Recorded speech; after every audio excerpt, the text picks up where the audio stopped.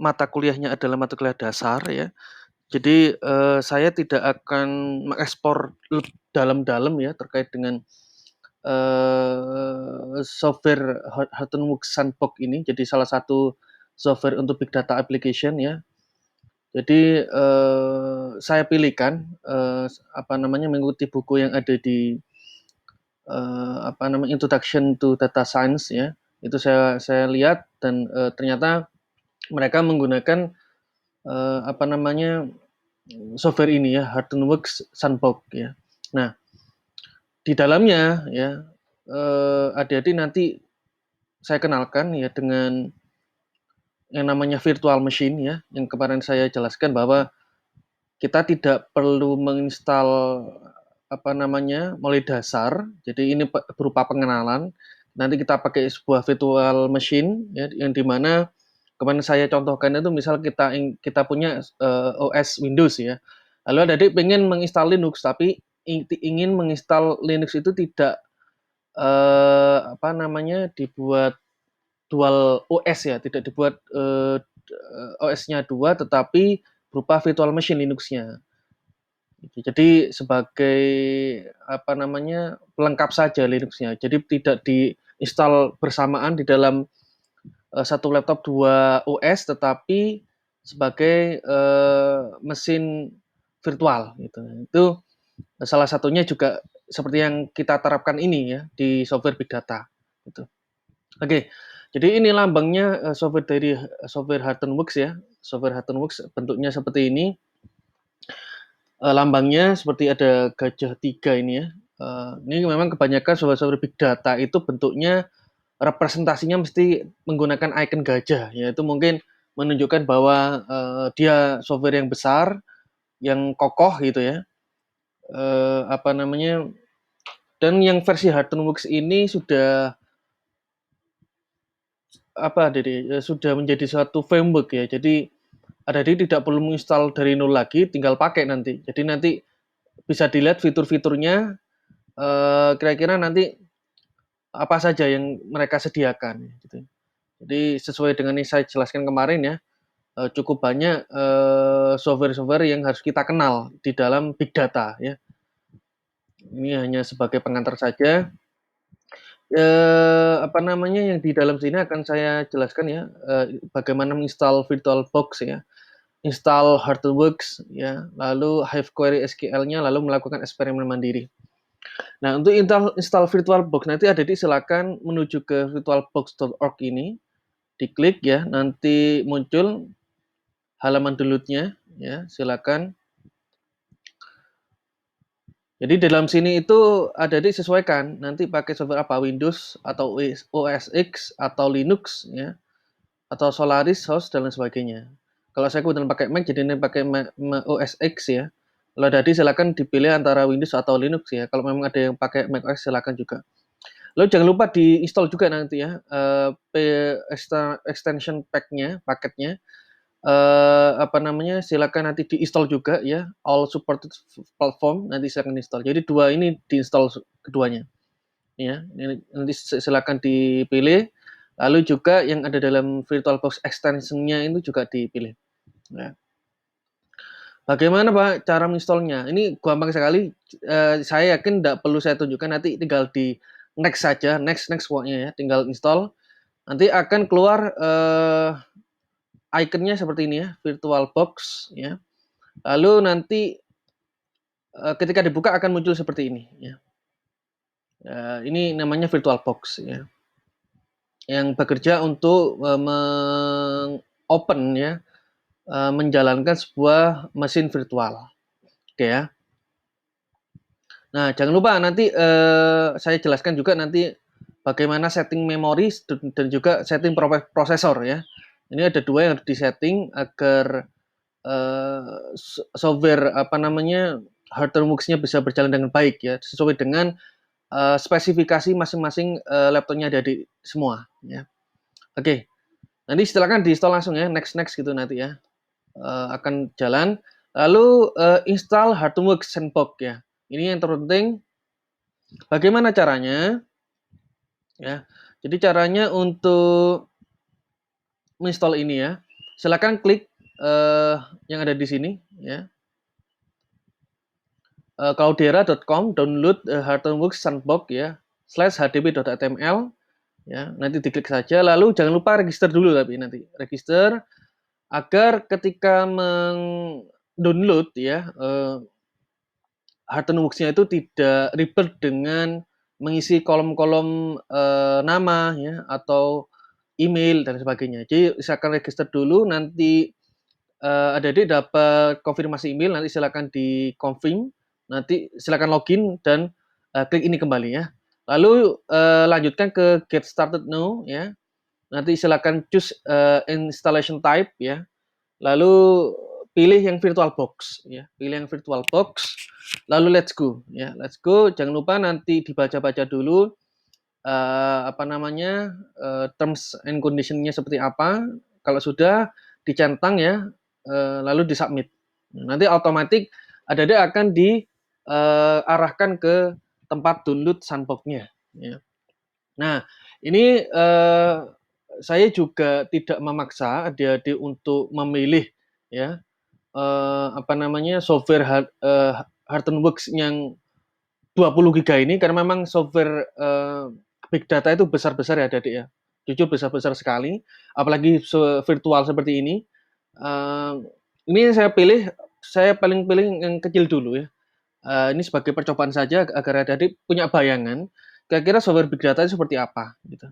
Nah, nanti kalau sudah silakan diklik aja nanti auto download nanti ya 10 giga ini. Ya. Lalu kalau ingin mencoba yang 20 giga silakan ya. Jadi tidak melarang, kalau ingin mengeksplorasi lebih silakan. Tapi kalau untuk yang saat ini ya yang saya sarankan kita pakai yang 10 giga dulu aja untuk percobaan ya. Dan disesuaikan dengan kondisi ya, spesifikasi laptopnya adik-adik semua. Oke, jadi pakai yang 2.5.0. Lanjut ya. Ketika sudah di-download ya, silakan ini di double klik ya. Nanti muncul di file download ya, silakan di double klik. Nanti otomatis akan membuka VirtualBox-nya ya, VirtualBox-nya. Tapi secara default biasanya mereka akan meletakkan CPU-nya itu tiba-tiba 4 dan RAM-nya 8 giga. Nah, ini kan kita tidak bisa memaksa seperti itu ya, karena harus menyesuaikan laptopnya adik-adik sendiri. Nah, ketika RAM-nya di setting 8 giga, sedangkan RAM-nya adik-adik itu misal ya cuma 4 giga. Nah, tentu si VirtualBox ini, si mesin ini tidak akan jalan. Kan stuck, dia akan layar hitam saja yang akan tampil. Maka dari itu tidak apa-apa, silakan tetap diimport saja. Jadi di double klik nanti diimport ya. Biarkan saja, tapi jangan dijalankan ya. Diimport saja, nanti ada proses importing virtual disk-nya dari filenya ada di ini, yang .ofa ini. Ya, ini kan ekstensinya .ofa ya. Lalu tunggu nanti beberapa menit sampai selesai. Kalau selesai, nanti akan muncul seperti ini. Ya, nanti otomatis Hortonworks-nya itu akan terembedded di sini ya. Oke. Nah, ini jangan langsung di start ya. Jangan langsung di start karena akan lama kalau base memory sama prosesor yang disetting default oleh Hortonworks ini tidak sesuai dengan spesifikasi laptopnya adik-adik semua. Karena bisa jadi laptopnya adik-adik itu cuman ada memorinya 8 giga, ada yang cuma 2 atau 4 giga. Kan kita tidak tahu ya. Prosesornya kuatnya 2 gitu. Ini kalau saya contohkan ya, kalau misal mana ya? Misal ya, ini saya setting ya, saya klik setting, lalu saya ke sistem ya.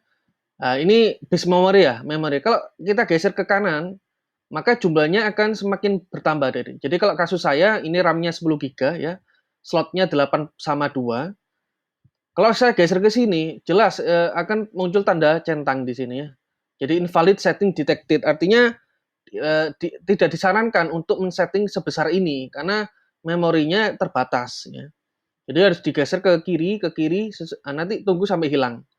Kalau hilang berarti ini sudah oke gitu ya. Sudah. Jadi barnya sampai ke hijau ini aman.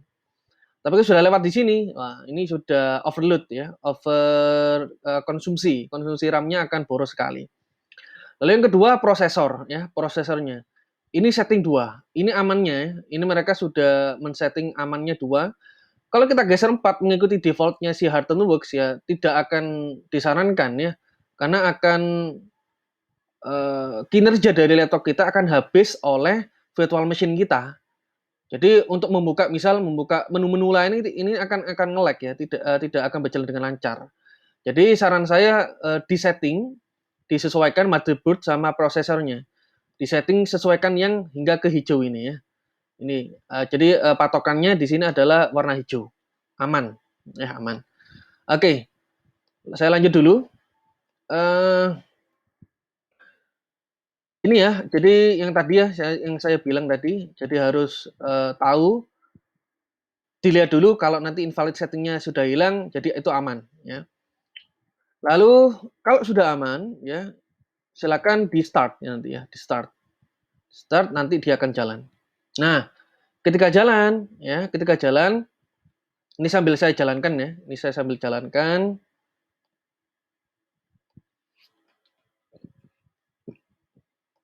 Ya, saya sambil jalankan, kita tunggu. Nah, nanti akan muncul layar hitam seperti ini, yang isinya itu adalah URL kita untuk mengakses apa ya, GUI atau fitur-fitur dari si big data itu sendiri gitu ya. Jadi nanti akan muncul ya, kita buka di browser ya dengan URL 127.0.0.0.1 ya dengan port 888, maka akan otomatis muncul seperti ini ya. Nah, nanti kita silakan klik launch dashboard ya. Launch dashboard ya. Nanti akan muncul Ambari. Jadi Ambari ini kalau kemarin saya bahas ya, ini kan untuk tempat untuk deployment system ya. Jadi di sini semua sudah difasilitasi untuk melakukan query, untuk melakukan akses database, tabel-tabel, data dan lain sebagainya. Nanti saya akan login menggunakan akun ya Maria_dev ya, dan juga passwordnya Maria_dev. Lalu akan di direct ke halaman ini. Nah, ini sudah masuk ke dalam sistem big data. Di dalamnya ada DevS, Yarn, MapReduce, ya, Hive, Habis, Peak, Scoop. Nah, ini coba dibaca-baca kembali ya, yang sesuai dengan saya jelaskan di teori kemarin. Ya, kalau ingin tahu apa itu Storm ya, apa itu Falcon, apa itu Kafka, apa itu Knox ya, Ranger dan sebagainya. Itu silakan dibaca kembali ya. Ya, tapi untuk eksperimen yang ini ya, nanti melakukan query ya, menggunakan Apache Hive ya. Apache Hive itu lambangnya seperti ini ya, Apache Hive. Jadi untuk melakukan query. Ini sebagai gantinya di MySQL ya. Seperti ini Apache Hive sebagai gantinya MySQL. Jadi MySQL ini kan terbatas ya untuk akses database-nya itu kecil ya, mungkin 10.000 baris saja sudah, atau 10.000 transaksi data saja sudah mungkin berat. Jadi kalau kita pakai Hive yang sudah basisnya big data itu lebih enteng ya, lebih enteng. Oke ya, jadi kita akan menggunakan yang Hive ya, yang Hive. Nah, data yang akan kita gunakan nanti ya itu adalah data jumlah pasien COVID ya, ini sebagai eksperimen saja. Walaupun secara default itu di dalam Hive itu sudah disediakan contoh data ya, contoh sampel data. Tapi kita nggak menggunakan itu karena mungkin akan sulit kita memahaminya karena tidak problemnya itu tidak merepresentasikan kondisi kita di Indonesia. Jadi kita agar lebih dapat feel-nya, kita menggunakan data COVID ya. Kemudian data COVID-nya itu saya menggunakan dari BNPB, silakan nanti bisa lihat di website ya, di sini. Di BNPB saya berikan linknya di sini kalau ingin mengeksplor lebih, BNPB .hub ya, ArcGIS. Silakan nanti dibaca-baca, silakan. Nah, yang pasti ini sudah saya download ya. Jadi jumlahnya di sini ada jumlah kasus kumulatif, jumlah pasien sembuh, jumlah pasien meninggal, jumlah pasien dalam perawatan, jumlah kasus baru per hari. Jadi ada bedanya tadi ya antara kasus kumulatif dengan kasus per hari. Kalau per hari artinya kasus hari ini adalah jumlahnya sesuai dengan hari ini. Untuk jumlah besok itu tidak ditambahkan dengan jumlah kasus yang sebelumnya. Tadi independen ada deh. Jadi misal hari ini tanggal 5 Oktober misal. Maka di hari besok 6 Oktober itu ya kasusnya itu sendiri, tidak ditambahkan dengan jumlah kasus yang sebelumnya. Tapi kalau jumlah kasus kumulatif itu ditambahkan ada deh ya, ditambahkan. Kenapa kok ditambahkan? Karena nanti itu akan untuk melihat ya jumlah pertumbuhannya tiap hari itu berapa. Ini kasus kumulatif. Jadi yang tidak ada keterangannya ini ya per hari. Berarti ini artinya kumulatif. Ini kumulatif, ini kumulatif, ini kumulatif, ini kumulatif. Jadi jumlah kasus di hari sebelumnya itu ditambahkan dengan hari setelahnya. Begitu terus sampai akhir gitu ya.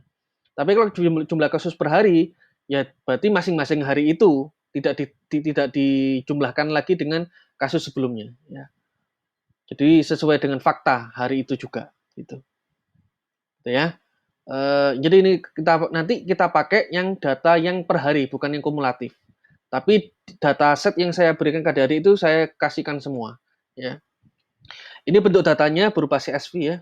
Ada hari, tanggal ya, jumlah kasus kumulatif, jumlah pasien sembuh kumulatif, jumlah pasien meninggal tanda kurung ya kumulatif, jumlah pasien dalam perawatan kumulatif, lalu jumlah kasus baru per hari berarti per hari, ini per hari hingga per hari, paling ujung juga sampai per hari. Saya berikan nama filenya statistik underscore perkembangan COVID-19 underscore Indonesia New Clean ya. Kenapa clean? Karena dataset ini sudah saya cleaning adik-adik ya. Jadi kalau adik-adik download sendiri, ini bentuk datanya akan bermacam-macam ya. Silakan di-download di sini nanti. Akan bermacam-macam karena masih banyak kolom yang tidak perlu kita gunakan sebenarnya. Gitu. Ya. Oke. Jadi ini nama kolomnya, ini kumulatif, kumulatif, kumulatif, ini kumulatif, ini per hari, per hari, per hari, per hari. Ya. Silakan nanti dibaca lagi bentuk datasetnya. Ini saya coba demokan langsung saja ya. Apa namanya? Biar adik-adik bisa praktik langsung ya sesuai dengan guiding yang ada di sini. Jadi pertama eh saya mulai dari membuka Hive dulu ya. Saya membuka Hive. Jadi ini sudah jalan tadi ya. Kita copy. Maaf. Jadi kita buka portnya 127 ya.